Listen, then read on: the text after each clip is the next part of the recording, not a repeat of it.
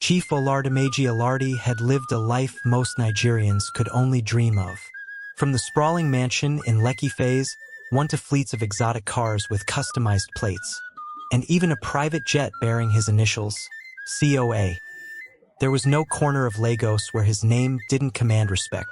Business tycoons bowed before him, politicians sought his favor, and journalists scrambled for a mere quote. Yet, beneath all the glitz and glamour, Chief Alade carried a burden no one could see.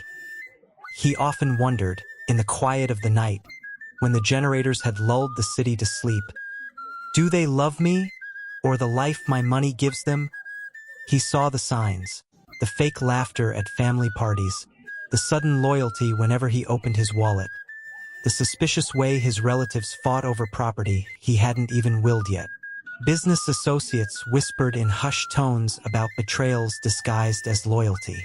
Even his own blood, his siblings, and, painfully, his grown children, seemed more concerned with their allowances and inheritance than with the man himself. The doubt festered like a wound. One evening, after yet another hollow family gathering, Chief Oladimeji sat alone on the wide marble balcony of his mansion, swirling a glass of palm wine and staring into the heavy Lagos night. He made the boldest decision of his life. He would disappear financially. He would strip away everything. No more Rolls-Royce parked at the gate. No more endless parties or lavish charity donations for optics. He would simulate complete bankruptcy and watch closely to see who truly cared for him, the man, not the myth. If they still stand by me when I have nothing, then their love is real, he whispered to the night air, his voice catching in his throat. The plan was meticulous. He secretly transferred his billions into a secure international trust under an alias.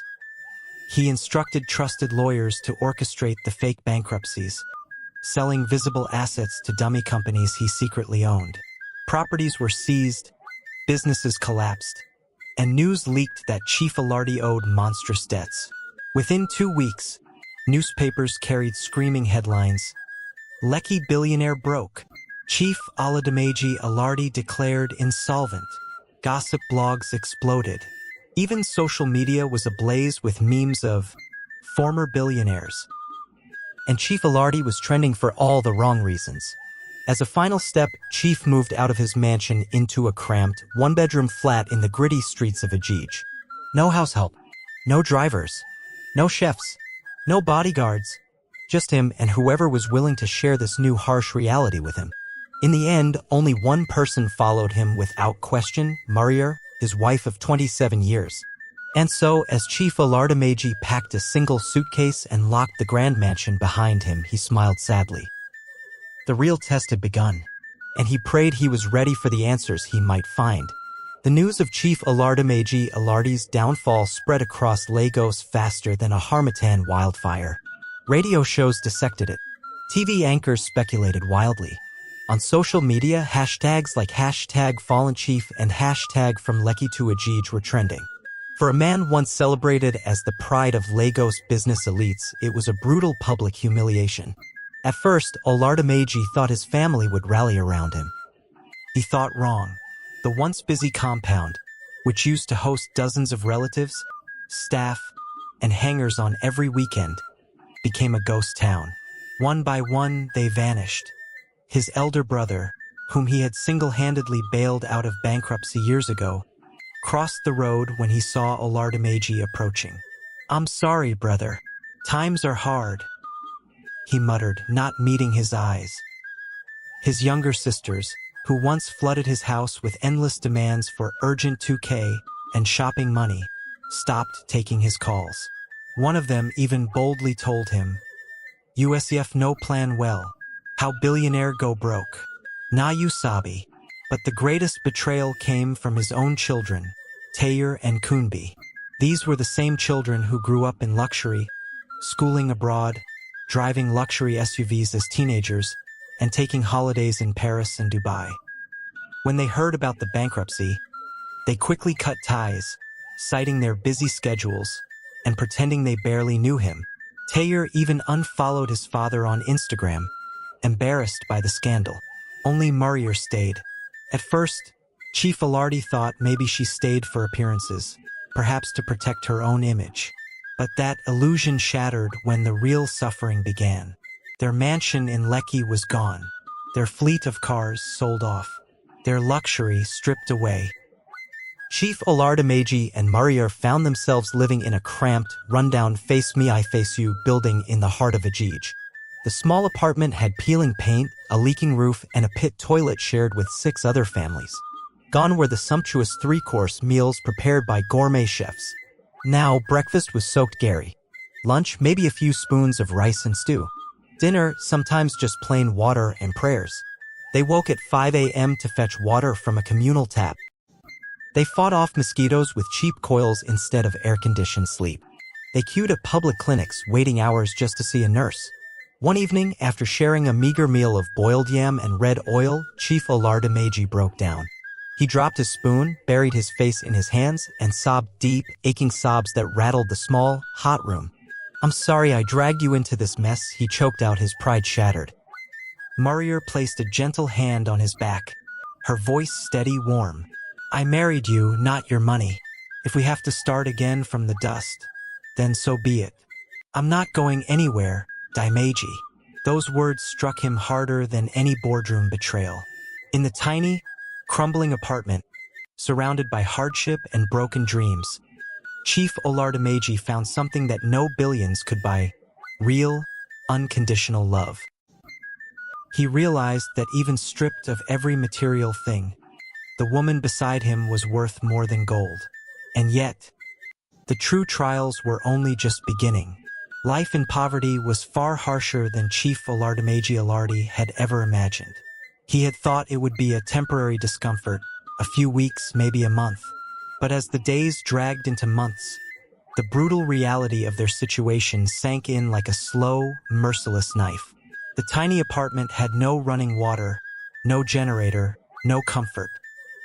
Their bodies became gaunt from eating little, their skins darker from constant sun exposure, their hearts heavy from daily battles for survival. And yet, Maria stood firm. She became the pillar he leaned on when his spirit faltered. When their little savings from selling her gold jewelry ran out, Maria did not cry. She rolled up her sleeves and went to work. She took small cleaning jobs in nearby flats, washing clothes and scrubbing floors. She woke up at 4:30 a.m. to cook jollof rice and akara, selling them at construction sites and roadside shops. She trekked miles under the scorching Lagos sun, her feet blistered and her clothes soaked in sweat. Meanwhile, their children, Tayer and Kunbi, were living their best lives. Tayer posted pictures online, posing with his new Benz, popping champagne at beach parties. Kunbi flaunted her designer bags, tagging expensive restaurants and luxury hotels.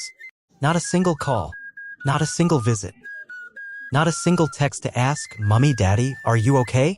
Yet, despite the crushing weight of betrayal and exhaustion, Maria never once suggested giving up. Her love was a fierce, tireless fire. One rainy afternoon, after selling all her food for the day, Maria slipped on the muddy pavement outside a construction site. She fell hard, twisting her ankle badly. The pain shot through her leg like a hot blade.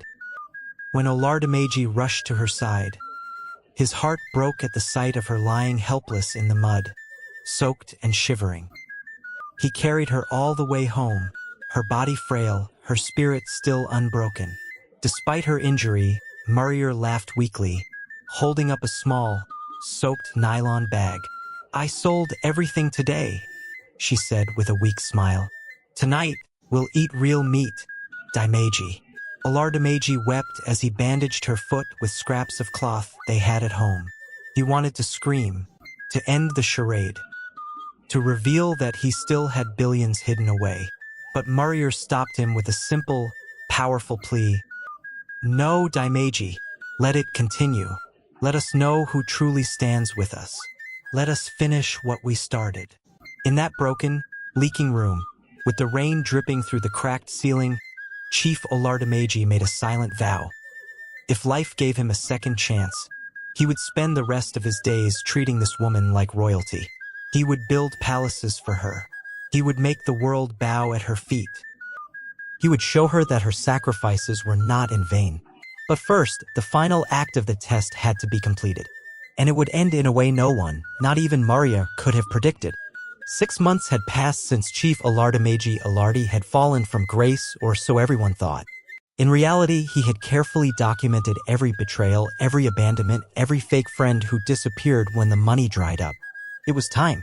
Oladimeji contacted his lawyer, Mr. Jacobs, the only person who knew the full truth. Together, they crafted an invitation titled Family Meeting, Urgent Estate Matter. The venue, a grand hotel ballroom in Victoria Island. The bait, rumors that Chief Alade was dying and had one last inheritance to share.